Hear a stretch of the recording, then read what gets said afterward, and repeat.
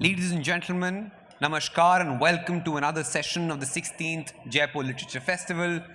And we still hope we're protected by Dettol and making us Swasth India, and you're actually using the sanitizer that's available across the hotel. Our next session is a book launch of Indian stage stories. The book is about Natyasastra and the connection of Bharat Muni to Aristotle's theory of dramatic unity. In the book, Sohini Roychowdhury explores bit players like Ahalya from Ramayana and Medusa from Greek mythology and expounds in detail on Indian mother goddesses, especially Ma Kali. The book predominantly focuses on connecting civilizations and uniting the human tribe.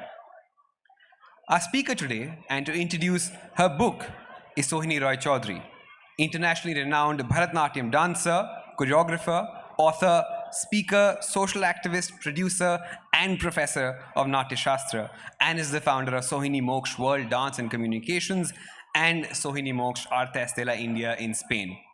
A visiting professor of dance at 17 universities across the globe, Sohini is also a winner of multiple awards. Ladies and gentlemen, our author today, Sohini Roychowdhury. To moderate the session, we have Asad Lalljee, who's SVP of Essar Group, CEO of Avid Learning, a public programming platform, and curator Royal Opera House in Mumbai. Under Laljee's leadership, Avid has distinguished itself with a variety of arts and cultural programming and is currently at the forefront of India's cultural hub. In 2016, he was appointed curator of the newly restored Royal Opera House in Mumbai, for which he designed a robust program. Lalljee has several years of experience of advertising, publishing, marketing, and business development, and we'd like to have him as the moderator for the session. Also, to launch the book today, we have a very special guest. To help us launch the book is Alka Pande, an art historian and ex-reader of Indian arts and aesthetics at Punjab University. Pande is a curator, arts manager, prolific and extensive writer, and winner of many prestigious and highly coveted awards in India and abroad. Her major fields of interest are gender, identity, sexuality, traditional arts, and heritage. She's been passionately involved with the world of visual arts for more than 3 decades. Currently, she serves as consultant art advisor and curator of the Visual Arts Gallery at the India Habitat Center in New Delhi. Ladies and gentlemen, first edition of Indian Stage Stories, Sohini Roychowdhury in conversation with Asad Lalljee and launched by Alka Pande, who I now request to come up for a few words.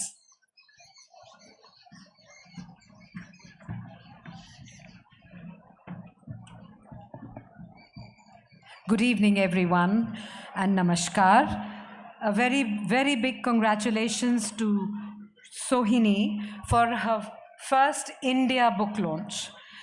I think it's serendipity which has got me here to launch the book. Of course, in the program there is a different name, but I think things don't happen without a reason. And in fact, I think it's also an honor for me to launch this very insightful book, which Sohini gave me a couple of hours before. I got to scan through the book and see the kind of work she's done. I think in today's global world, the arts particularly have no language, and Sohini is one of our greatest ambassadors of India through her practice of dance, of Bharatanatyam. She lives between many continents, between Madrid, now UK, India, and Berlin. What is very interesting about her book is that she has done it from the essence of Indian aesthetics. She's looked at the Natyashastra, which lays the basis of the rasa theory, the whole approach to understanding Indian dance in particular.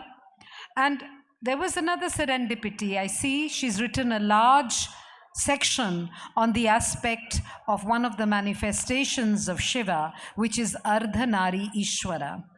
Shiva she calls a great feminist. I don't know if I'll call him the feminist, but definitely he is an equal partner with his Shakti. Because it's interesting, my doctoral work was on the image of Ardhanarishwar in Indian art, particularly in sculpture. And Shiva is not only Nataraj, the lord of dance, but he also epitomizes Shiva Shakti, the ultimate balance. And what Sohini does through her dance is that she equates, because it was Shiva who taught his wife Lasya, and the completeness of dance, the Tandav and the Lasya, and that is what Sohini brings out not only in her practice, but also in the insightful essays she has written in her book, which is really interesting for all those who want to understand Indian art and Indian heritage better. So many, many congratulations, Sohini. It's indeed an honor for me to launch your book. And I'm so glad my friend Asad is going to be in conversation with her. Thank you very much.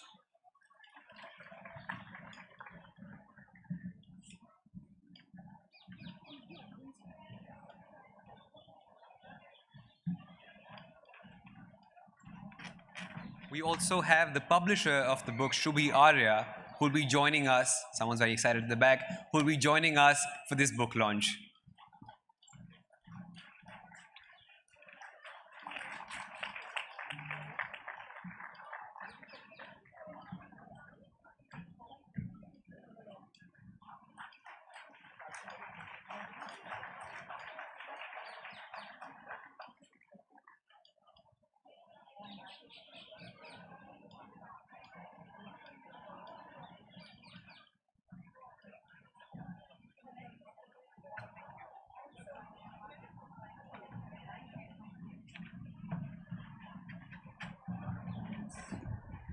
Good evening, everyone. Today we're here to celebrate the launch of Sohini's second book, Indian State Stories Connecting Civilizations.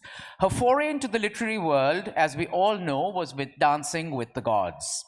As a leading ambassador and flag bearer of Indian culture across the globe, her visual interpretation of the spoken word and the speech of her book launch was received with a thunderous applause and appreciation at the House of Commons in the UK in November of last year. This marks her first Indian launch. Congratulations, Sohini. I'm so excited to be talking to you today. So let's begin. We don't have too much time, but we're going to start. Let's begin with a little bit about your background, your journey into the arts. And thank you, Asad. Very happy and honored to have you moderating my book. And I'm essentially a dancer, a communicator. And like all women, I'm also an activist within. My father was Sohini Roychowdhury, late.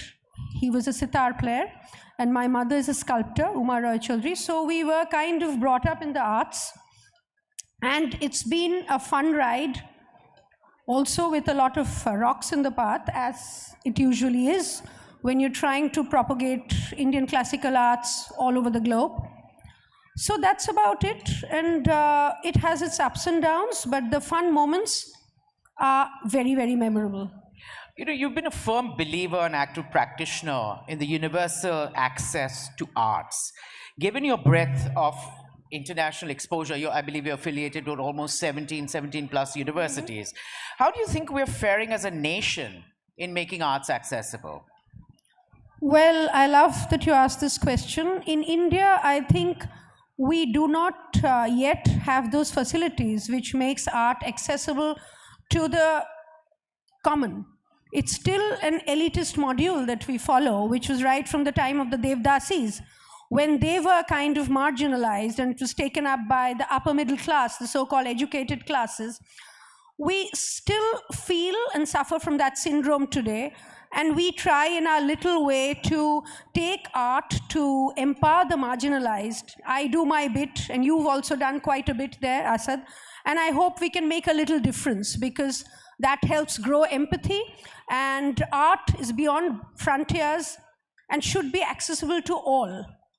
But I know you just talked about the social causes and the, you know, you've been taking your art into often ignored areas like the red light areas and jails. I mean, do you think art has the power to inspire and aspire, and especially to these forgotten and sometimes marginalized segments of society?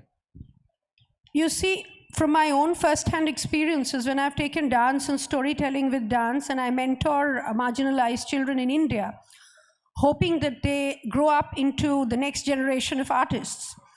I have actually seen that transformation in many of these little girls and boys, that sense of self, that dignity, and that I am happens, and they learn to aspire and dream, which I think is the first step to be able to overcome their circumstances and do something later. Yeah, we've seen a lot of those cases also at the Opera House in Mumbai. But you know, you take on dance as a medium for retelling, reinterpreting, reimagining the ancient stories of our gods and goddesses. I mean, how do your dance performances translate these emotions and stories to a wider audience? I mean, you do so much of what you do internationally. I've always thought that we artists, we dancers should always have a voice. We all have a voice. It can't be just dance for dance sake or art for art's sake. There's a message there.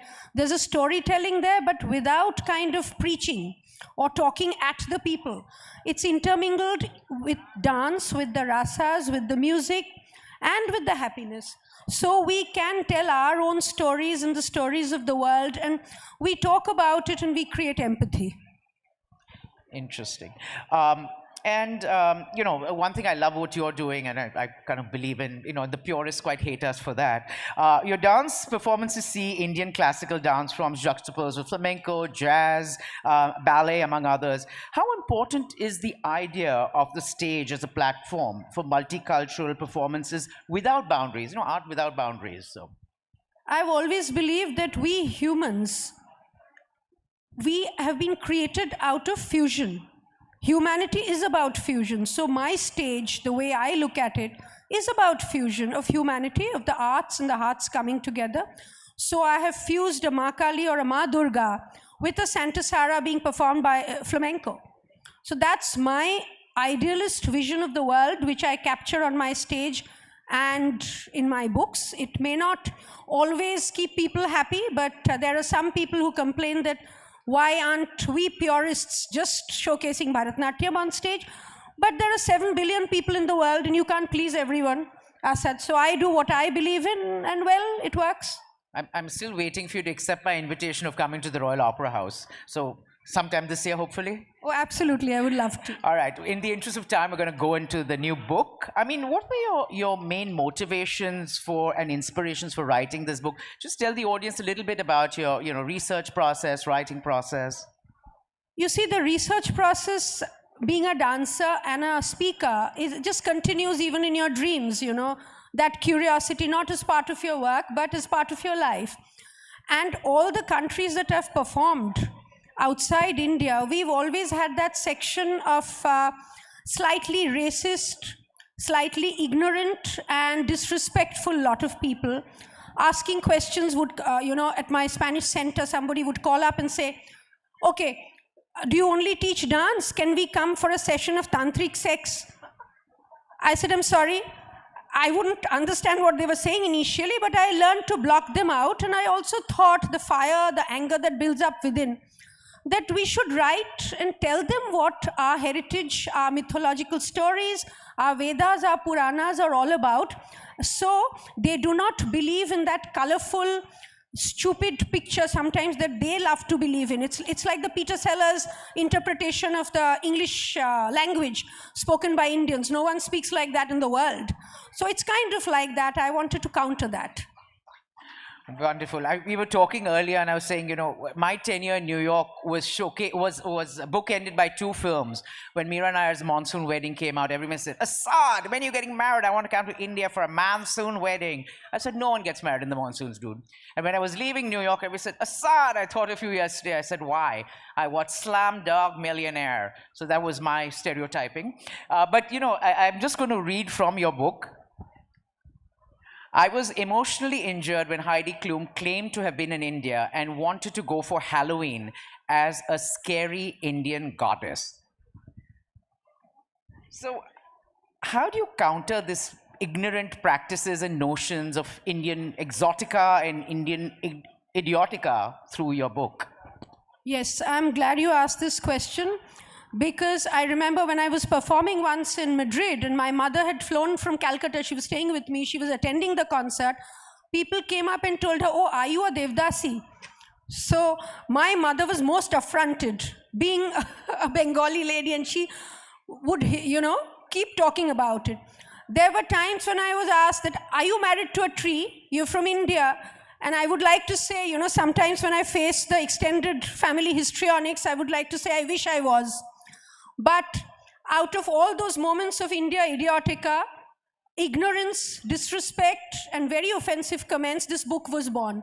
I needed to tell people the way we see it and the way it is. That's it. Thank you for that. The book is titled Indian State Stories Connecting Civilizations, a telling of stories of the Indian stage and how it connects to the world. The interconnectedness of ancient mythologies and civilizations is a theme that is very close to your heart.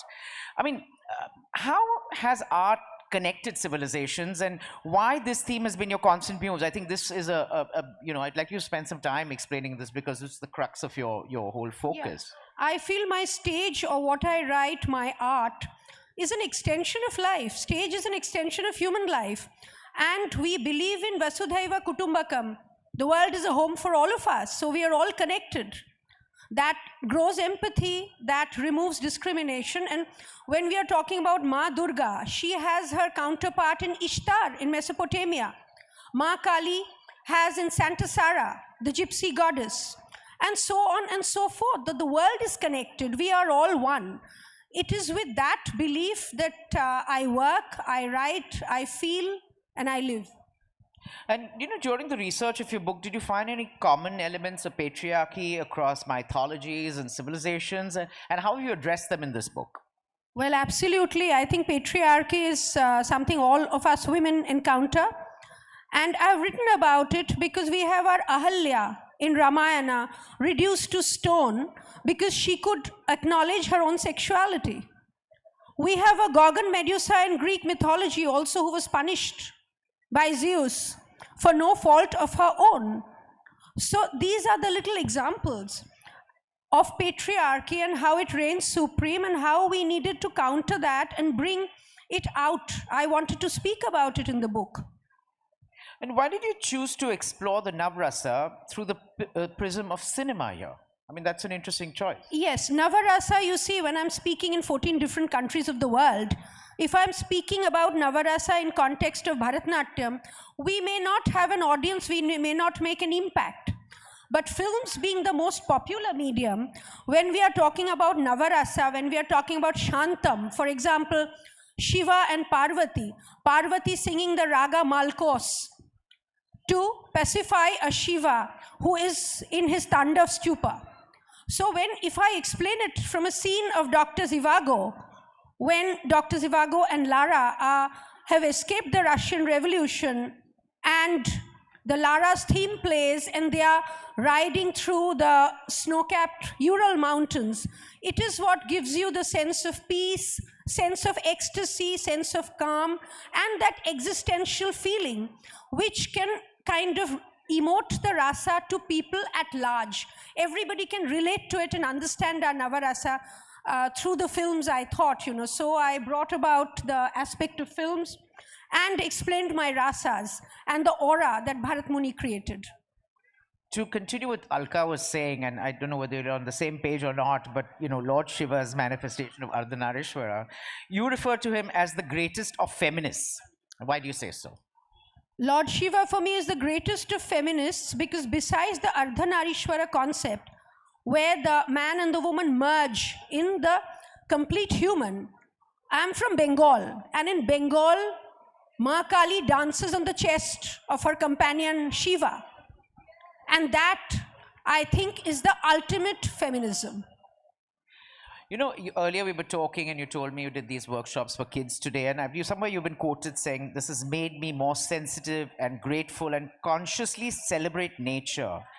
How does this reflect in the work, the workshops, and tell our audiences what you've been doing in Jaipur, not at the Literature Festival, but with the kids? Yes, in Jaipur I've been doing outreach projects with dance and storytelling through dance. Mainly our themes was preserve nature, preserve water. We were also speaking about our Holy Trinity because somewhere the children relate much better to these things. And once they have danced that story, it gets into their DNA to think about it more, to be more sensitive, to think about planting a tree, to think about not wasting water, not keeping the tap on when they brush their teeth. When they've danced it, the story has got into them without the stress of a regular academic lesson to be tested upon. So that is what I was doing all over Jaipur. And how was it after, lockdown? You've been touring very actively. I couldn't even track the amount of countries you spent time with within the last quarter. I mean, how was it kind of your experience introducing and familiarizing your students with our Vedic culture, and especially how it's accepted globally?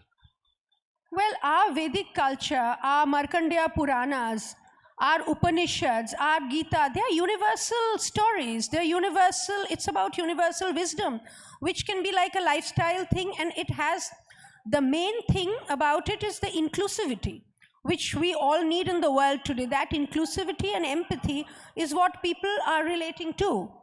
And it also translates into beautiful, colorful stories that can reach out to children and adults alike. So how different, as I mentioned, at my office every day I used to walk past your Dance with the Gods. Somehow it was kept on our coffee table. So how different are your two books? What were the approaches? And is there a third in the offing? The first book is a coffee table book, Dancing with the Gods. It's about my stage life. So we've spoken about mythology and the stage and Bharatanatyam. This book is a regular read talking about the Natyasastra and how it compares with Aristotle's theories of dramatic unities, about Ahalya, about Gog and Medusa, about Ma Kali, Durga, and so on. And the third book, which I've just started, I hope to launch it this year around October, November, is The Dance of Kali, where I wanted to decode Kali and what is the real truth, to cut out all kinds of strange, weird, and disrespectful stories that float around in the world. Maybe you could have Heidi Klum launch it. Absolutely. Now, I mean, just looking at this book, I mean, I know your publisher was just here, but are you looking at you having rights, translating into various languages? Because your obviously work has a global appeal and reach. Well, we are talking about a translation in Spanish for Spain and the South of America. And I would be very open to all of that. It's very new. This is the book launch in India. We've done it in UK at the House of Commons, UK Parliament. So now we can get into that part of how to reach it out to more people at large. So before we get into some audience questions, besides the third book in the offing, what other exciting stuff are you working on? Well, I'm working for UNESCO, for Austria, Germany, Switzerland, where we are taking our storytelling with dance to students, to children from the age of 5 to the PhD students, telling them about our heritage, but through dance performances and workshops. That's due in summer, followed by a couple of concerts in UK at the Bayer Theatre. And I would be doing more sessions at the House of Commons and the House of Lords, and also the British Museum. That is on the cards. And whatever exciting happens, I'm happy to do it. So, I mean, just very intriguing, hearing about your work. And is there a particular country, a language, a region that gravitates more towards, Indian arts and culture? I know in Spain you have this wonderful, Casa de la India. You have, there's so much prominence of India, and obviously the UK has obviously a large diaspora. So, is there a particular area or a region? Well, in India, I love Bombay. I love Bombay. It's the city of love and the city of the ocean, and I love the way people relate to culture. I absolutely love Bombay. Then I think Jaipur. I love Rajasthan, all the color, the joy, the folk culture, the music. I could live here, And in Europe, my favorite is Innsbruck. In Austria, where I work a lot with the Tyrol County Council, with UNESCO, and I work with like 15 schools in a week, which includes universities, schools, and cultural associations. And currently, my favorite is also St. Andrews and Edinburgh in Scotland, where I've been working intensively. So that's it. But otherwise, even if you give me a stage or a classroom in the middle of a desert, I'm very happy to work there. The vibes are good. I'm very happy you called it Bombay and not Mumbai for us. Bombaykers. But I think what we'll do is we'll just open it up to questions now. So there are mics there, the lady in the front. And please, guys, just ask a question because we can get more of them in there. Hi, thank you. I'm just interested to ask about inter-Indian collaborations. I come from Singapore. I'm a Hindu Indian, but I'm also now grappling with representation of Indians beyond just Hindu Indians. How do you go beyond just that? Yeah, diaspora Indians as well. Thank you.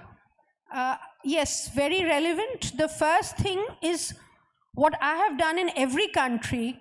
I have essentially ignored the diaspora Indians and just connected with the locals, because I don't want to ghettoize our Indian culture, and I don't get into the Hinduism because we cannot function with religious ghettos, you know. And when in Spain, I worked with the Spanish, Bulgarian, Americans, and the French. And my students were teaching the Indian diaspora children if they were at all interested. So I do not essentially like the ghettoized culture. The first thing I do is not even tread towards the Indian diaspora unless they are interested and they participate along with the locals. That's it. Any other questions? Yeah, the gentleman in the front. According to, excuse me, ma'am. According to my knowledge, it wasn't Zeus who punished Medusa. It was actually Athena. Yes, it was Athena who punished Medusa, but it was because Zeus was flirting with her. So Athena was very angry, and Athena's curse worked on her, but actually Zeus was the mischief maker. But it was Poseidon who flirted with her. Not really. Zeus was also, along with Poseidon, Zeus was also in the league. Men will be men. Okay. This question up front. Ma'am, you have said previously that in UK performers and artists are taken better care of by the government. So, you know, what can we do in India? What is your advice to the government of India? You know, something like if COVID strikes, you know, the artists, you know, they are left for fend for themselves. So it's a very sorry situation, and what can we do? It's a very sorry situation, you know, not only for the artists. We can sustain, but what about the technicians, the light person, the sound engineers, the person who takes care of your, you know, the curtain at the auditorium? All of them, they have a worse fate than artists, and I wish there would be some kind of a state protection policy, which UK has and Germany has, that these technicians are first taken care of, because they are at the lowest part of the ladder. And artists should have something, some grant to take care of them, so that they can continue their research and not compromise their dignity. So that I hope the government takes care of things. We can only wish and hope. Right. We've seen so much atrocities happening in COVID, and there are a lot of people who are trying to push the envelope and impact change, but that is very difficult. I know Teamworks did a lovely campaign called Art Matters, and we all supported it and helped at least solve a small part of the problem, you know, and helped in the direction. The lady at the back.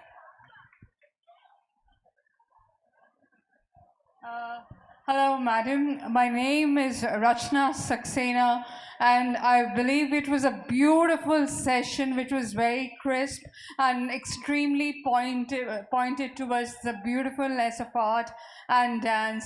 My question is that how would you teach dance to a 40-year-old person, and what kind of a cultural ethos should they surmise while they are learning the dance form in their 40s? Thank you. Rachna, I love your question, and thank you so much because you liked our session. Let me tell you, my Sohinimoksha World Dance Troupe has 2 Spanish women currently who have been learning from me for 10 years, and they're performing, and they're 63. One is 63, one is 65. And I would say, if your body dances, your soul dances, you dance. You don't need anything else. That's wonderful.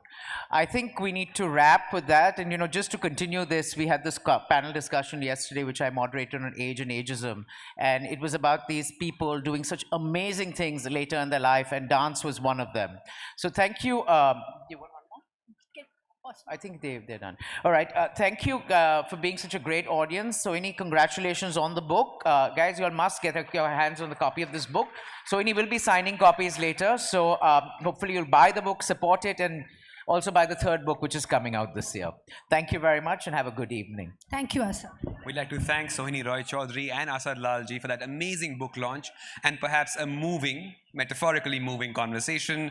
And also a special thanks to Alka Pande for that book launch. She, as he said, Sohini will be signing the books right here at the author signing stall.